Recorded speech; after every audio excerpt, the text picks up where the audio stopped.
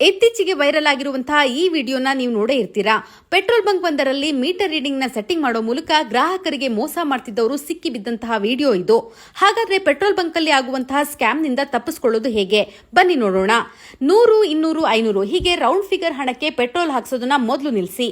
ಮುಂದಿನ ಬಾರಿ ಪೆಟ್ರೋಲ್ ಹಾಕ್ಸುವಾಗ 206, 536 ಹೀಗೆ ರ್ಯಾಂಡಮ್ ಆಗಿ ದುಡ್ಡು ಹೇಳಿ. ಯಾಕಂದ್ರೆ ಕೆಲವು ಬಂಕ್ ಮಾಲೀಕರು ರೌಂಡ್ ಫಿಗರ್ಗೆ ಮೀಟರ್ ನ ಮ್ಯಾನಿಪುಲೇಟ್ ಮಾಡಿದ್ದು ಸಿಕ್ಕಿ ಬಿದ್ದಿದ್ದಾರೆ. ನಂಬರ್ 2, ವಾಹನಗಳಿಗೆ ಇಂಧನ ತುಂಬಿಸುವ ಮೊದಲು petrol density 720 kg to 775 kg ಹಾಗೂ diesel density 820 kg to 860 kg ಇದೆಯಾ ಅಂತ ಚೆಕ್ ಮಾಡಿ. ನಂತರವಷ್ಟೇ ನಿಮ್ಮ ವಾಹನದ ಟ್ಯಾಪ್ ಅನ್ನ ಓಪನ್ ಮಾಡಿ.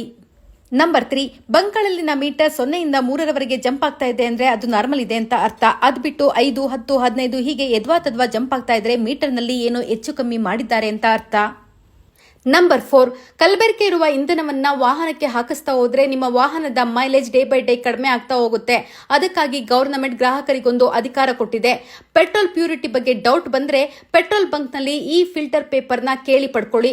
ಆ ಪೇಪರ್ ಮೇಲೆ ಒಂದು ಡ್ರಾಪ್ ಪೆಟ್ರೋಲ್ ನ ಈ ರೀತಿಯಾಗಿ ಹಾಕಿ. ಪೇಪರ್ ಮೇಲೆ ಯಾವುದೇ ಕಲೆ ಬರದೇ ಇದ್ರೆ ಪೆಟ್ರೋಲ್ ಪ್ಯೂರ್ ಇದೆ ಅಂತ ಅರ್ಥ.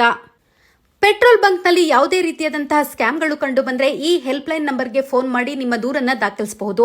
ಸ್ಕ್ಯಾಮ್ ಸಾಬೀತಾದ್ರೆ ಅವರ ಲೈಸೆನ್ಸ್ ಕೂಡ ರದ್ದಾಗುತ್ತೆ. ಮಾಹಿತಿ ಇಷ್ಟ ಆಗಿದ್ರೆ ಲೈಕ್ ಮಾಡಿ, ಶೇರ್ ಮಾಡಿ, ಫಾಲೋ ಮಾಡಿ.